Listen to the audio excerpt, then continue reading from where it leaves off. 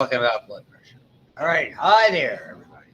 So, for those of us who are missing, saying hi, if you really will listen to this at some juncture in the future, then let us begin. I'm presenting to everybody. I can see that. So, here we are.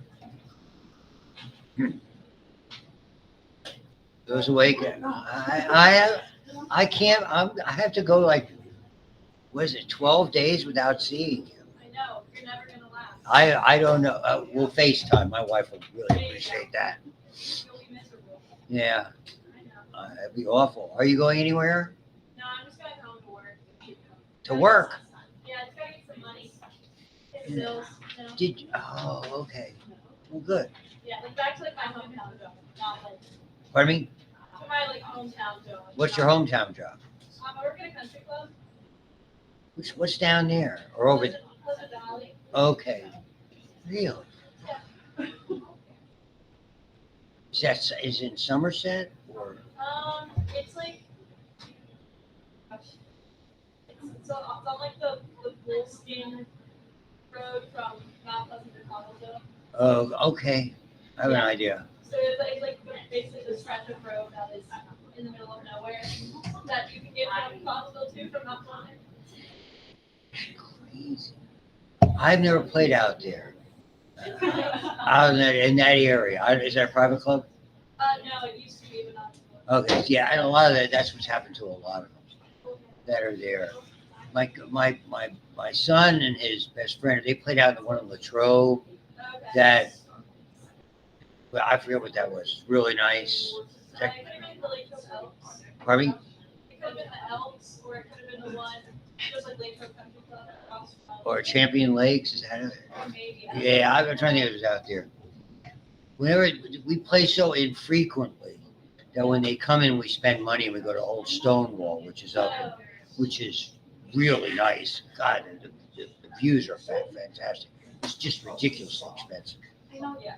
I mean, $150. They get a 25% military Okay. discount. Well, that's nice at least. Food's pretty good there too.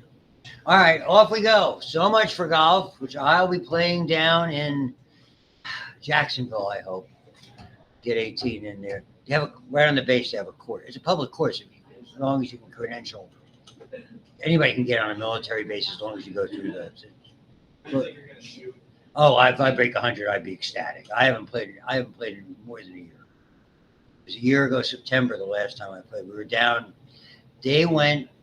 We played what's called the King and the Bear, which is one of the PGA clubs outside of Jacksonville. And then the next day, because my son's best friend was leaving for where he's now stationed in Japan, they went to play the TPC Sawgrass. Yeah, Dan said he was the guy who shot 37 on the back. So I mean, he's really good. My son hits the ball, ridiculously long, but even now being the old age, both those guys are 41, getting older. Nevertheless, high blood pressure, which you all have given me. Okay, which look, our blood pressures are eventually every time you take somebody's blood pressure, just like you did the sugar we did in the lab, anything like that, by definition is a snapshot, taking your temperature. So most people who are treating blood pressure encourage patients, particularly if they're having problems. Most hypertensions are relatively stable. Occasionally we went to something called labile hypertension, where it's really up and down a lot. And you have them come in like the same day, 2 or 3 times a week, same time rather, same day. You should check blood pressure sitting and standing, know what type of activities. Really, you want to know a lot about it. And there's so much variation. So when anybody goes for a physical, and again, they have their blood pressure taken, if it's relatively normal, you don't really rate unless there's been a history somewhere. So when they talk about sustained blood pressure, and this is for a typical adult, I would say 140/90, and the big numbers down there. Okay, the 90. So that's something that merits treatment all the time, because depending on the age where that begins, That 90, that resting tension in the blood vessels, is right now causing a significant tendency for the heart to overwork, and it's starting to enlarge. Just like any muscle, when you're working it out too much, it starts to get bigger, and it gets to the point where it's just not as efficient in contraction. So if we see the pre-hypertension range, then somebody who's normal and all of a sudden comes in with an irregular one, hey, we do what all of us do. Come back in the next week, we'll check it. You say, what was going on? Oh, some guy nearly ran me off the road, whatever. My boss gave me a headache at work. Now you begin to have explanations, any of those type of things. So for someone like me, who unfortunately was in the bottom category for a great deal of their life, including recently, when I went on my first diet, when I weighed somewhere between 260 to 280, when I was, let me frame this for you, 20 years old, I think my bottom number was 106. So I was well on my way to a stroke when that all happened. Now, to this day, I still take 2 comparatively mild blood pressure medications in the morning, as I've said. So all the bad things, that overwork, that you've got blood vessels that have responded reflexively by tightening over time. So, and that pressure is causing them to be damaged chronically, tinily, but progressively. And so all of the above, overworking your heart, damaging the vessels, eventually that's going to work on your kidneys. All those neat little adjustments we've spoken about a little bit already, of your kidney being able to adjust to those pressures. Again, anytime you use a system in your body excessively, it doesn't work as well.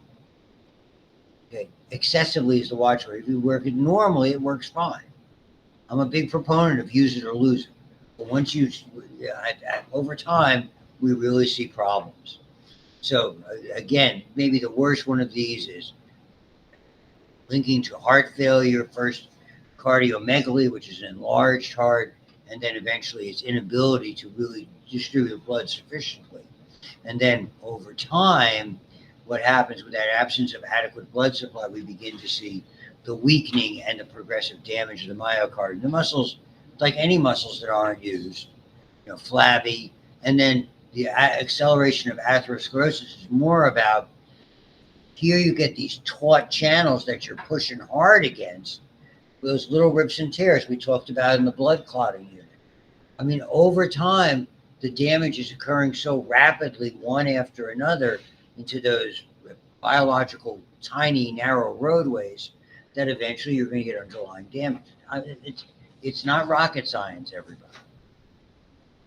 This is the way, and we see it all the time. People there's multifactorial diseases, cardiac disease, respiratory disease, blood pressure problems. I spent a lot of time with folks both at veterans hospitals and with older patients from a different generation. A lot of people who served in World War II and Korea, as well as the Vietnam era. And there was a commonality about most of them. Alcohol and smoking were common, overweight, drinking their lunch, shot in beer bars. That was the kind of culture that I dealt with for my years up in northwestern Pennsylvania. No need to comment, Ava. She's busy. It's okay. It's okay. But up there, let's say the culture up in our neck of the woods, from the Meadville, Oil City, Franklin, Titusville days, shot in the beer bars. This is before you guys were around. There was a lot of heavy industry up there. In Meadville, everybody worked at either the Talon factory, which was a zipper plant, and there was another big business that there was a couple of that everybody employed. Okay, and in Franklin, Oil City, it was Pennzoil had refineries. Joy Manufacturing, the biggest coal mining manufacturer in the world, had its giant plant in Franklin. It was a heavy industrial base, and they drank their lunch and went out, and it's just the way it was. So I don't know how familiar you are with that aspect of the culture or not. It's interesting. And it's a lot of that pervaded northwestern and central Pennsylvania to a great degree. was a very, very heavy industrial base for a very long time. No different than what we had down here. Yeah, we're sitting right on top of it. Aliquippa and, you know, all of these areas that are in this. This is all along the river, refineries. First time I came here, you couldn't see. Flew in 72. All smoke. Not like today. So most of us who have it, like I do, there's not necessarily a lot of quote unquote underlying cause. It's a culmination, it's multifactorial. Okay. And that's what they call primary hypertension. And you'll see it when we can identify a cause, which is very specific. Heredity. And so multiple members of my family, diet, obesity, age, diabetes, stress, smoking, these are all part of it. And the good news is that this is something with behavioral modifications, lifestyle changes, and the medicines are much better today because they really have it's not like they are without side effects. They have less side effects than they used to. All medicines have side effects. And so, and we'll go into some of them, at various junctures. I don't know if we'll do it today. And these are different things. I've heard a lot of people. I had someone I work with pretty closely because I was tutoring their kids, and her kids. She was a nephrologist, she's a kidney expert. She told me that this whole salt thing is garbage. It has very little to do with, there aren't a lot of people that really ridiculously work excessive salt. But yeah, other things might play a role in it. Exercise, weight, smoking, antihypertensive medications. Secondary effectively means we can identify a distinct cause, such as an identifiable disorder, vascular malformation, some type of primary kidney disease, one of those endocrine disorders like Cushing's or hyperthyroidism. They're comparatively rare, and it's the old story. It's the hypertension is secondary to disease. You treat the primary problem. That's how that situation works. I mean, if it's autoimmune in nature and you can address the immunological disease in some way, shape, or form, as we do today, maybe you can reduce that.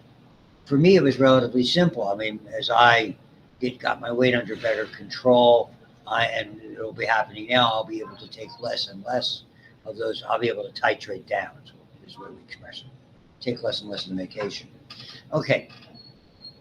I am willing to bet that any number of you, particularly the ladies in the room, is it okay to say ladies?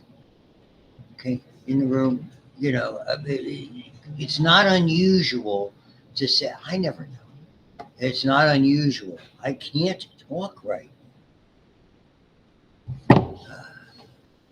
Read your text messages. Okay. It's usually not a problem. My wife would be in this category. Her blood pressure is typically like 110/60, and my wife's 66 years old. So it's always been in that level. It's to me, it's not a concern. This is if you look at effectively the map, even with something like this, okay, it would have to be below those numbers. The map here would be roughly 73. So maybe that's an absolute bottom. Remember, your kidney can auto adjust. Okay. Let me respond. Hold on.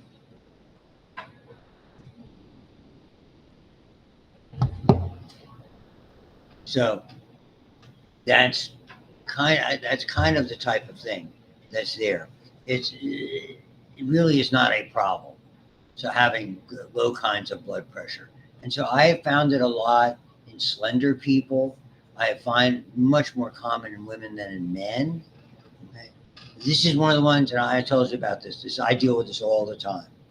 And it's because those sensors, again, particularly the carotid sinus and the aortic sinus, the carotid body and the aortic body, we discussed earlier in this unit. over, both from medication and as a product of aging, they are less sensitive.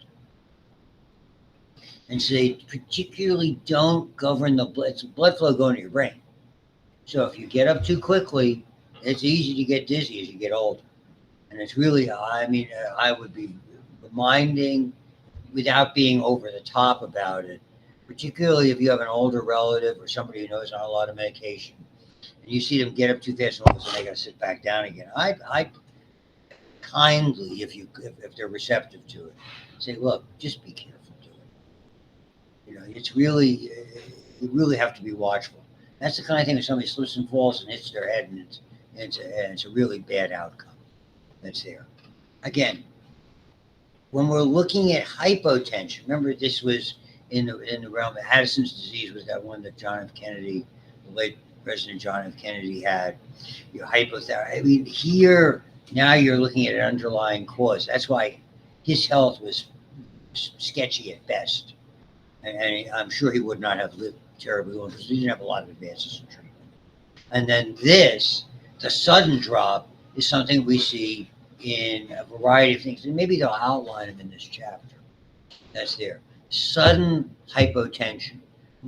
So major order, bleeding internally, bleeding externally. That would be something we classify as volumic shock. Gram-negative sepsis or ruptured appendix. That's a kind of shock. Shock just means that that is a rapid lowering of your blood pressure with a lack of, and here's the word again, perfusion to vital areas. It's not getting to your brain. It's not getting to your kidneys. It's not getting to your heart. You know, a lot of other stuff can live without it. You have limitations, and then there's compensatory mechanisms. So here's what I was telling you. I was pretty sure it came after this. Where blood vessels inadequately fill and cannot circulate. And so effectively it can't adequately, and again, perfuse the issue. So hypovolemic, large blood loss, frequently external, can be internal. Vascular, okay, extreme vasodilation and decrease. I would think that you're usually going to see this in the events of even though there's overlap, gram-negative sepsis would do it. Anaphylactic shock would probably, to me, be in this category. There's a lot of overlap in these types of things that are there. Something that causes a chain reaction of these potent chemicals that effectively are pro-inflammatory agents. We talked about it in the MCAT a little bit. I know you guys weren't all there. Effectively, what happens, one of the first things they do is they dilate blood vessels to bring white blood cells to treat. But in the process of dilating many, many blood vessels, now the blood pressure drops precipitously. And it's the suddenness that does it. So you're going to see now cardiogenic shock is. When I talked to you about the heart, you remember before we had CPR, there was a significant death rate before we knew about it. CPR, I cited these statistics, they've been around forever. Witness cardiac arrest. Somebody goes, oh my God, and the next one on the ground, and you get there and start CPR, 5 to 15% died. But it's not a panacea. With the automatic electronic defibrillators, 1 to 5%. That improved the rate significantly because defibrillating became a very valuable tool. That's cardiogenic shock. I mean, let's be clear, people don't always survive heart attacks. If there's there's the wonderful comic actor died of a heart attack, Richard Lewis. For you fans of Seinfeld and, Robin Hood, Men in Tights. Is wonderful. A mime is a terrible thing to waste. No Robin Hood Men in Tights fans? Did you ever watch Curb Your Enthusiasm? Oh, he's great. The two of them fighting their way. Larry David and Richard Lewis were born 3 days apart in the same hospital. And as kids, they went to the same summer camp together and didn't like each other. And eventually a lifelong friendship grew out of it. A couple of Jewish kids from New York City. What do you want? All the people I grew up with. So, oh, so there's lots of, so infection, heart problems, vascular problems, sudden exposure to allergens that can produce anaphylactic shock. All of the above are in that particular category. So we move on to the last, and my guess is we will probably get through this and be done. I'm happy to see there is some of this material will appear on exam 3. Here's the perfusion aspect. Blood flow to tissues, delivery of oxygen, nutrients, waste removal, gas exchange, etc. So it has to be controlled. And this is the idea, what we see, for instance, in fight or flight and the changes. And there's some interesting ways that they express it in these types of things. So there's different controls, as you might guess. Extrinsically, the big player is certainly fight or flight. Sympathetic nervous system. They plug into the arterioles where we control blood flow and blood pressure to reduce flow to the regions that don't need it. That's the whole idea of fight or flight. We leave gastrointestinal and genitourinary structures with us, and the brain for that matter, which really doesn't change, with a sufficient amount of blood flow to survive. I mean, you can go a relatively long time without blood flow. Most of the auto regulation is really for local requirements. If we need more flow, the arterioles will change. They'll either open up or they'll close down, or they'll move blood from point A to point B.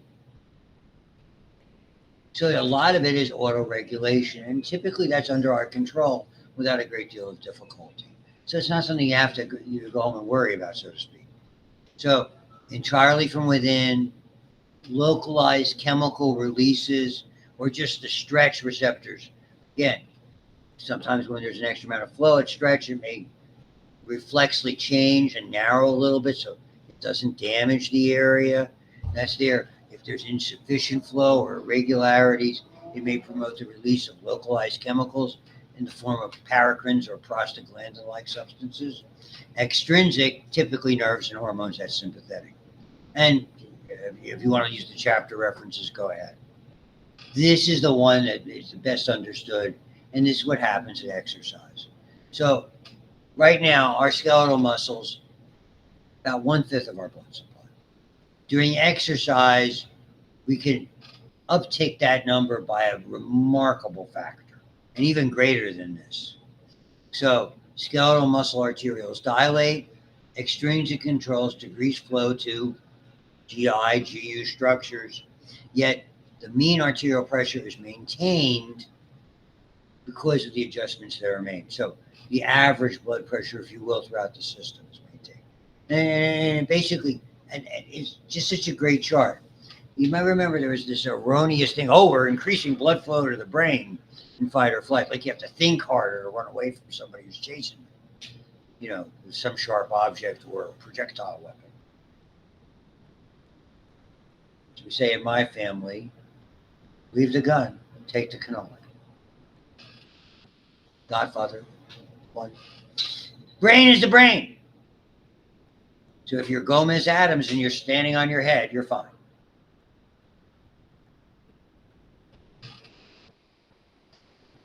Heart, triple. There's not a lot of blood supply. If you think of it to the heart, if you look at, is that 1/20th? Is that 5% of the total circulation? Yes, it feeds itself first. But I said we don't have to increase it dramatically. Skeletal muscles factor of 10. Okay, kidneys and abdomen. Normally, you're probably looking at about, I'd say, at least 40% of your blood flow. And here, if we add the numbers together, it kind of stays around the same, 2,500.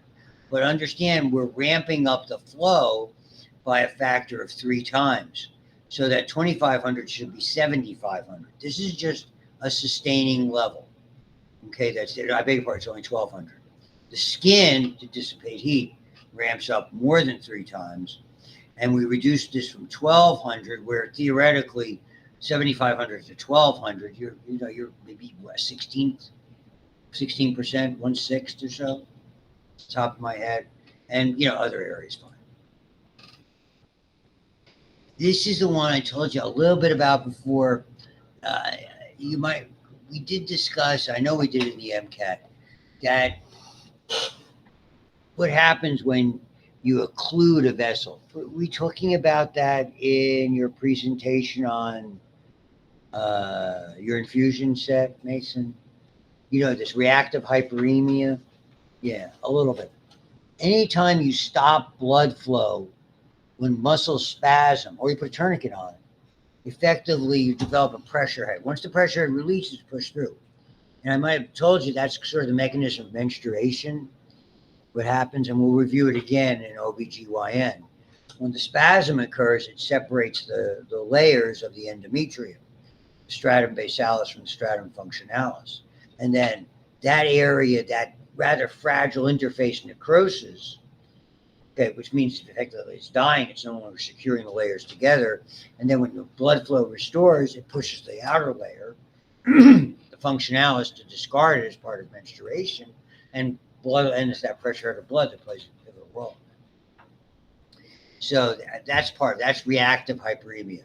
We see that all the time with tourniquets. Look at them. And so we want something to pink up rather rapidly, as I said before, because that shows being perfused and whatever you did worked. Sure. Go ahead. Yes. Does it attack all of the skin cells, or does it attack all cells? Typically, neck fash leaves skin somewhat untouched and bones somewhat untouched. It's everything. So when I don't know that I do it in micro, but I'm happy to do it here. Flesh-eating bacteria. Necrotizing means it liquefies soft tissues, basically connective tissues, if you want to think of it that way. Muscle and bone being a connective tissue would be the oddball. It has to do with the calcification. But the skin swells and spreads. It looks like it's going to burst, but it doesn't. And it's all fluid and gas between that and bone. Muscle, ligament, tendon, adipose, all that stuff is, it's unbelievable. So when you cut it open, it's like disgusting in there. That's what necrotizing is. It's a little bit different. So, and again, or in different kinds of stress, metabolic has to result is this. Oxygen goes down, a lot of these nasty byproducts occur, and when you change the local chemistry, then it will relax the capillary sphincters, release nitric oxide, which will cause vasodilation. And so here, with regard to alterations in metabolism, you're just not getting enough flow for whatever reason to that tissue, correct? Others, endothelins released from the endothelium, are vasoconstrictors. So they're usually in balance unless there isn't enough blood flow. So nitric oxide keeping it open, endothelins closing it down. So basically it's a homeostatic mechanism when I think of that. But when there's markedly inadequate blood flow, then we see it flips the switch. And inflammation is all about vasodilation. So when we get to the immune system, you're going to see the first two steps of inflammation, which is the major way that your immune system works at first, is redness, is warmth and redness. And that's all about dilating blood vessels. We talked about it in MCAT today. Increased blood flow, blood begins to, and with that increased blood flow, we get a redder appearance. So we look at hyperemia and erythema as being the first two parts of it. Okay. Muscle responses, smooth muscle responding to changes in the mean arterial pressure to avoid damage. Okay. Passive stretch responds by constricting. So if it's being too much flow, keeping it in check, reduce stretch, expanding. So subtle changes as long as the system works properly. Again, systems work properly as long as they can until they're overtaxed. You had me in micro and we did diseases. I'd be sick. You probably make a tally sheet how many times I say it's a numbers game. And it's true for almost everything biologically and medically. how many times your body responds to a challenge, how many times you have to fight off an infection, what are the other factors. So, I mean, if this is happening repetitively and there is no solution, eventually the system fails. When the system fails, then other systems can't compensate and they fail. And we used to, and it's not joking, is the wrong word, but the first patient that I knew and treated who died, having nothing to do with my treatment, I called up her family doctor. I said, "Oh, it's the sweetest old lady in the world, blah, blah, blah. What happened?" He goes, "Multi-system failure." I can remember to this day. I mean, I wasn't even 30 years old. I think I was 28 years old. She had a very common name, Mary Smith. I'm good like that. I can't remember your names. Now I got them all. Not everybody's. Whatever her name is, sits next to you.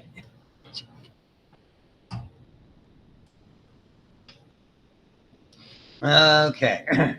So long-term difficulty. This is interesting. Angiogenesis. So I mean, it's really interesting. The two and examples here. This is the goal of cardiac rehabilitation, angiogenesis. So when somebody's had a heart attack or had a stent, and they say, we are going to put you, and you're going to come in, and then we'll have you do it ongoing on the treadmill, certain elevation, certain amount of time, certain number of days per week, controlled.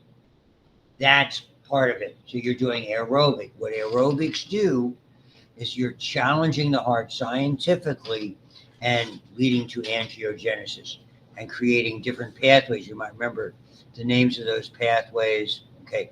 Additional anastomoses and new blood vessels. So, and the same thing in altitude areas over time. That's an adaptation you have to make to compensate for the relative absence of oxygen along with increased numbers of hemoglobin. So we're good like that. We're very adaptable. We live everywhere, you know. Did you see the most recent True Detective on HBO Max? I'm not going up there. That Alaska thing it's like all about these nights that don't end. But you go for months at a time without sunlight? Seems like a weird culture up there. And you can look through that as well as I can tell you to it. So different survivors and different types play a role in this. Bless you. So again, active or exercise, as you might guess, overrides it. Sympathetics override. You can look at that as well as I can. Brain constant, doesn't matter positionally. Okay. When it's not, then we have problems. Okay. Decrease, and we'll get to this in respiration. The big players for the brain, carbon dioxide. That's the trigger to make you breathe. And then secondarily pH, because of the effect of excessive carbon dioxide and the carbonic acid blood pressure. And then this is what happens. When it starts to get there, all those autoregulatory mechanisms. Okay. Not too worried about any of that stuff. So again, if your mean arterial pressure would fall below, imagine how low your blood pressure would be. You would faint. There's a lot of things that cause fainting. Fainting, some people faint very easily. Get my daughter at the side of a needle, faints. They used to, we went in for blood tests, her mom and I did. And she said, you ought to make her sit down and lie down because she faints. And then, the text like, well, everybody says that. And Melissa goes, she's fainted. I said, we told you. Listen, you so-and-so, you anal orifice.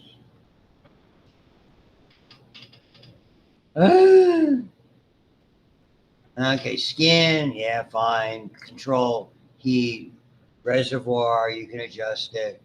So it can vary a lot depending on different things. Not a big deal for us. Heat exposure, fever, exercise, all of that stuff. Basically, get rid of the heat aspect of it. And the same thing here. Now, blood is shunted deeper to protect us, and that's one of the reasons, you can see if somebody's out in the cold. the rosy cheek kind of thing. It's not a big deal. It's just noticeable. It's the kind of thing that if somebody says, that maybe it's time to go back in. Maybe we have another winter like we had this one next time. My kind of winter. Lungas. So you can see not a whole lot. It's a low pressure circuit. Okay.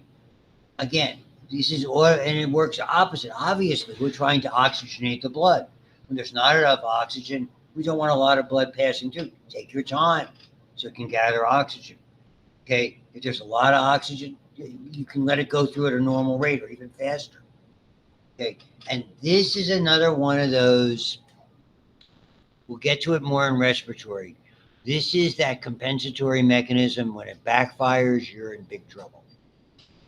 So your blood vessels and your lungs work in concert to push blood to the best areas to oxygenate. Even when somebody is nearly, I've said it to you before, at full-blown emphysema, they're breathing normally, and then all of a sudden they go, I'm having trouble breathing today, doc, and they look, and they do tests, and they go, you're going to be on oxygen the rest of your life. I was fine yesterday. That's how the system works. We have great compensatory mechanisms. They work wonderfully, but it's a false sense of security. All of a sudden, you're fornicating. Intercourse. I don't know.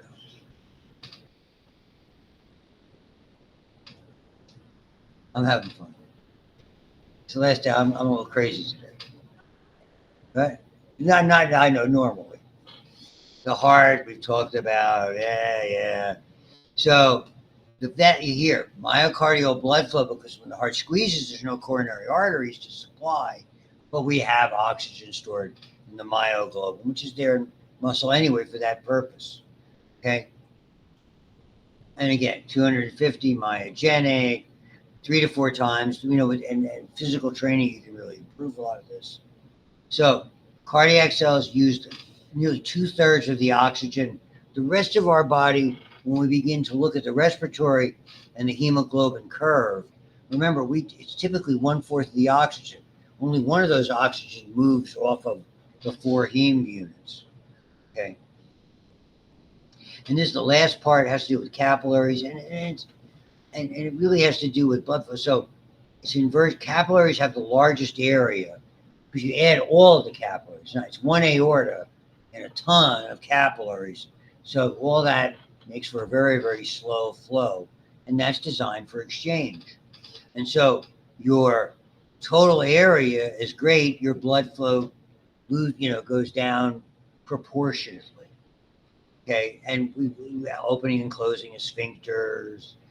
Okay, and concentration gradients and lipid soluble and clefts and cares, and fenestrations and how it's sucked up. So that's not a big deal for any of this. Okay. And so this is really what moves it in the take home. Again, and we'll see it again in the kidney. Hydrostatic pressure versus colloid osmotic pressure. Blood pressure, hydrostatic pressure. It's not just pushing it through the tube, it's pushing it against the walls of the tube. The pressure is uniform. Colloid osmotic pressure is the effect of proteins and other substances that have the capacity to hold water to it. So one's pushing it out, one's pulling it back in. The Godfather reference. Every time you think it's out, they pull it back.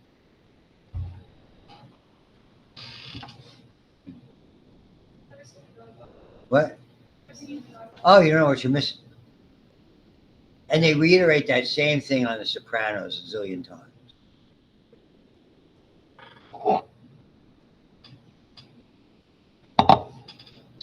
So, at the capillaries, you're going to see when we get to the kidney, it's different. The kidney, the pressure's up at 55. It's a lot higher. That's why it's a high pressure filter. So 35 to 17. So I'm just going to show you the numbers.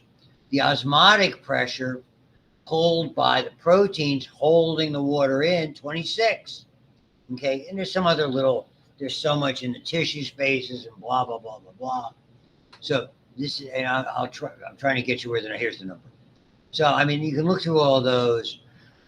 At 35, pushing it out, and 26 holding it in. And there's a little bit of pressure here in the fluid. There's a little osmotic pressure in the fluid that oppose each other. But the net pressure is 10. So that's why in capillaries that have sufficient permeability for sufficient substances, depending on the size of the clefts, whether they're fenestrated, whether they're sinusoidal, stuff goes out on the arterial end. By the time you get to the venous end, all that stuff going out and the fluid that has gone along with it reduces it to 17. The 26 hasn't changed. The proteins are still there. And again, now, even though you have a tiny amount of protein in here that's adding to the pull out, it's still a net filtration pressure of 8 or -8, pulling it back in. That's why at the end we pick up waste products, fluid, other things along that line, carbon dioxide running along for the party, other waste products, and happy dance. That's physiology of blood flow, and it's because it's all about capillaries in this particular thing. When there's a problem, almost done, edema, too much going out, not enough coming back in, any way you want to look at it, okay, and you're a commentator. There are two real types of edema. There's bilateral and symmetrical, and there's unilateral. Bilateral and symmetrical to me come from two sources. The heart failing, fluid goes out, first in the torso, sometimes the abdomen, sometimes you'll see blood vessels, both legs, gravity, edema, peripheral. On the other hand, unilateral suggests to me, and kidney's the other source.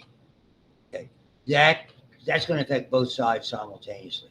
Unilateral, tumor, mechanical blockage, thrombosis, embolus, some kind of venous disease on that side. Something that would cause one side to not be the same as the other. Okay, so typically varicose veins are more often bilateral than unilateral unless someone has had an injury or a localized blockage, that type of thing.